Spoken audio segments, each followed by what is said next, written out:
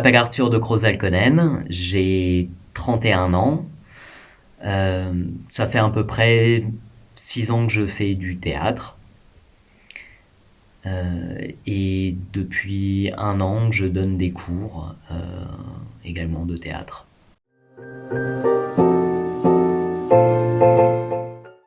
C'était la possibilité de travailler en amont en collaboration avec le MAMAC. J'aime beaucoup ce musée, j'ai une sensibilité assez particulière avec l'art moderne et l'art contemporain. En plus de ça, Niki de Saint-Phalle, c'est une des grandes figures féminines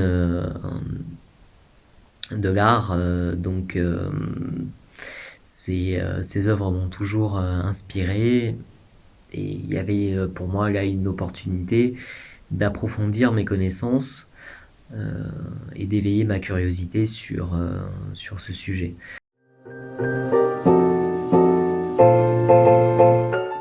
Donc c'est un dîner-débat entre artistes, et ce qu'on s'était proposé de faire, c'était d'intervenir dans une des salles du MAMAC. Et le caractère exceptionnel, c'est que le public fait partie en tant que tel du spectacle, puisqu'il est réellement proche de nous. Au-delà de ça, c'est de renseigner le spectateur sur à la fois Niki de Saint-Phalle, mais aussi les autres personnages. Ah oui, tu n'as pas l'habitude de jouer de manière solide, mais pourtant c'est délicieux. Attends, je vais faire les certificats. Je vais les certificats. J'ai les certificats. C'est du certificat. Voilà. Toi aussi tu vois le certificat, Déjà, moi, j'interprétais Daniel Spoeré. Et je me suis renseigné énormément sur le personnage. La construction de mon personnage, c'est la pierre angulaire de mon travail de manière générale en tant que comédien.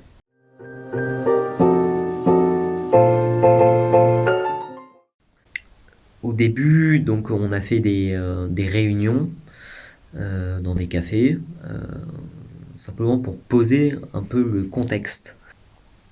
On avait la chance d'avoir une metteuse en scène qui laisse une grande part de liberté créative. C'est ce que j'appellerais l'acteur créateur. Ce que j'aime le plus dans mon métier, c'est qu'il s'intéresse à l'être humain. L'être humain qui est pour moi la permanence de l'impermanence, c'est-à-dire son côté profondément indéfinissable, insaisissable, d'une profonde complexité émotionnelle, sentimentale. Je m'en rends compte tous les jours en faisant et en pratiquant du théâtre. C'est ce qui rend le théâtre profondément inépuisable, et c'est ce qui rompt avec toute monotonie.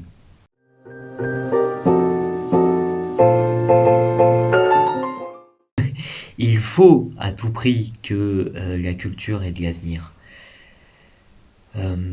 Et particulièrement dans notre société, dans les grands changements qui arrivent, parce que on assiste à peut-être un effondrement de notre logique consumériste, de la marchandisation de tout.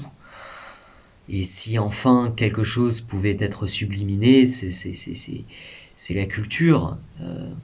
Soutenez la création artistique, allez dans des musées, et puis faites de l'art. Allez-y, n'hésitez pas. Il n'y a pas d'échec dans l'art.